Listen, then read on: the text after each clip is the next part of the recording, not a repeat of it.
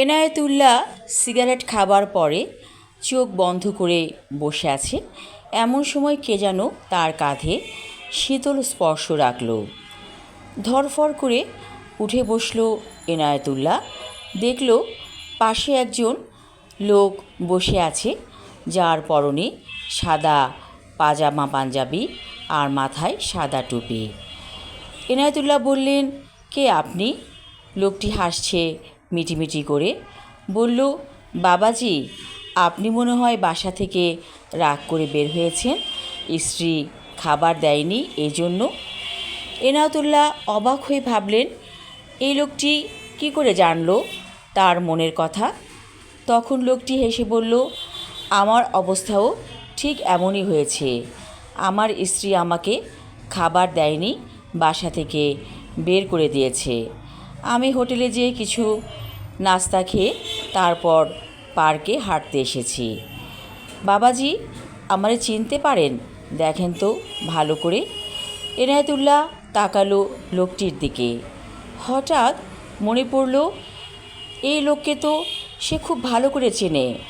অনেক অনেক বছর পর দেখা হয়েছে।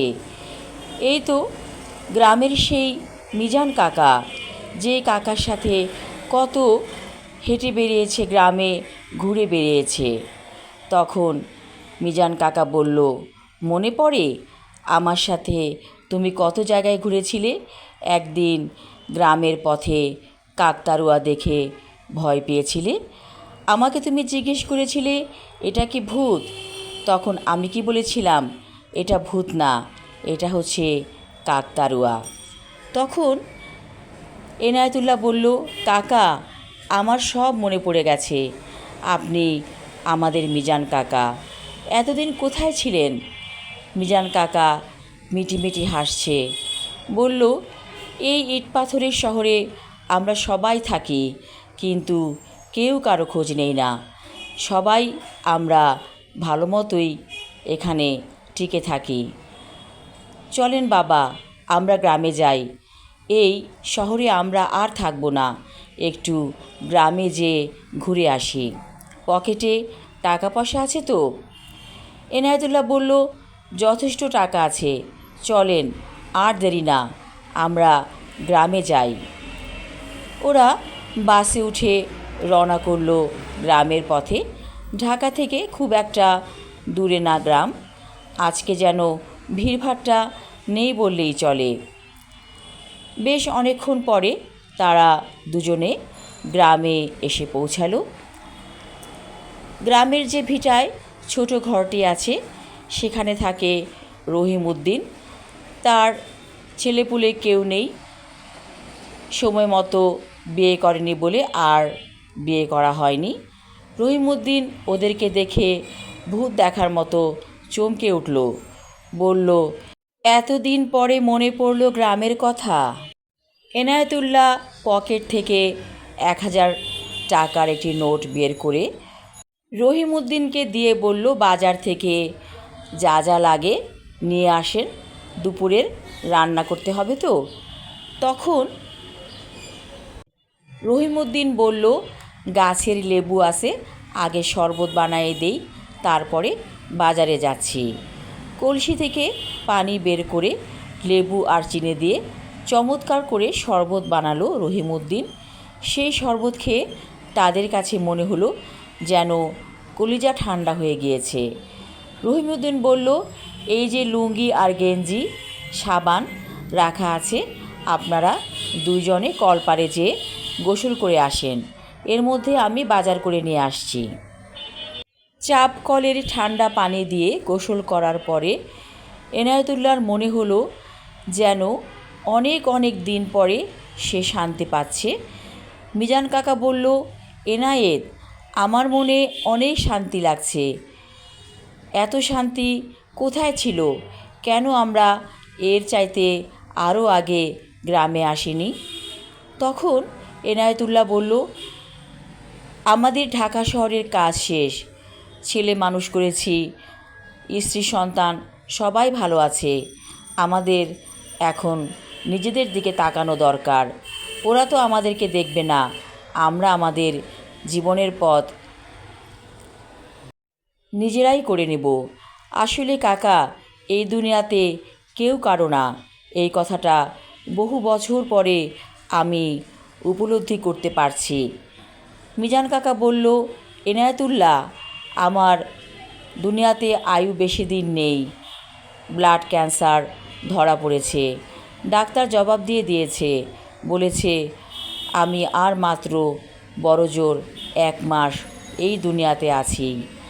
এই কথা শুনে এনায়েতুল্লাহর চোখ দিয়ে আবার পানি বেরিয়ে এলো।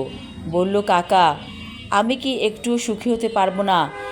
ভেবেছিলাম আমি আর আপনি দুজনে মিলে খুব সুন্দর করে এখানে বাঁচব, কিন্তু কি কথা শুনলাম আমি।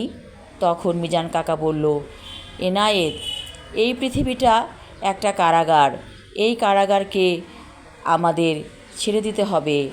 আমরা দুনিয়ার মোহে পড়ে থাকি। যখন বুঝতে পারি এই দুনিয়াটা একটা মিছে মায়া, তখন অনেক দেরি হয়ে যায়। এমন সময় এনায়েতের ফোন আসলো। ফোন ধরতে ওপাশ থেকে বলে উঠল ছেলে বাবুন, আব্বু তুমি কোথায়? তোমাকে তো আমরা মিস করছি। তখন এনায়েতুল্লাহ বলল, আমি আর তোমাদের কাছে ফিরে যাব না। আমি একেবারের জন্য গ্রামে চলে এসেছি। বাবুন বলল, এ কী কথা বলছো তুমি? আমরা কি তোমার কেউ না? তুমি আমাদের জন্য এত করেছো, এখন তোমার যত্নের সময়। কি করে তুমি পারলে আমাদেরকে ছেড়ে চলে যেতে? এই কথা শোনার পর এনায়েতুল্লাহর চোখ ভিজে উঠল। তখন ছেলে বাবুন বলল, তুমি 2 দিন থাকো, আমি মাকে নিয়ে গ্রামে আসব। এনায়েতুল্লাহর চোখ আবার ভিজে উঠল। এই দৃশ্য দেখে মিজান কাকা বলে উঠল, এনায়েতুল্লাহ, তুমি কিছুতেই ওদেরকে ছেড়ে থাকতে পারবে না। ওরা এখন বুঝতে পেরেছে তুমি কি। কিন্তু আমার সন্তানেরা বড় নিষ্ঠুর, ওরা কখনোই আমার কাছে আসবে না, আমি জানি। রাতের বেলা হঠাৎ করে মিজান কাকার শ্বাসকষ্ট হতে লাগলো।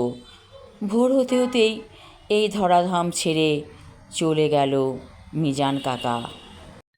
মিজান কাকার ফোন থেকে কল করা হলো তার পরিবারের কাছে। সবাই ছুটে আসলো মিজান কাকাকে দেখতে। হাউমাউ করে কাঁদছে স্ত্রী সন্তানেরা। কেঁদে কেঁদে বিলাপ করে বলছে, কেন তুমি এরকম কাজ করলে? আমরা কি তোমার কেউ না? আমরা তোমাকে সময় দেইনি, কিন্তু তোমাকে তো আমরা ভালোবাসি। কেঁদে কেঁদে বলছে তার সন্তানেরা। তার স্ত্রীও কাঁদছে।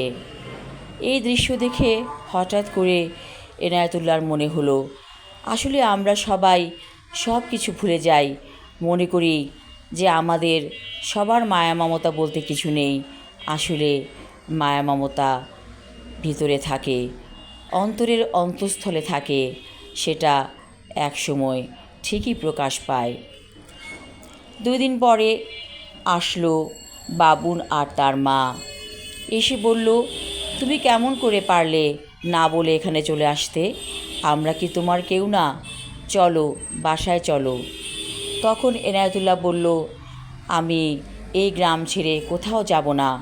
তোমরা মাঝে মাঝে এসে আমাকে দেখে যাবে। এই গ্রামের টান, মাটির টান আমি আর ছাড়তে পারবো না।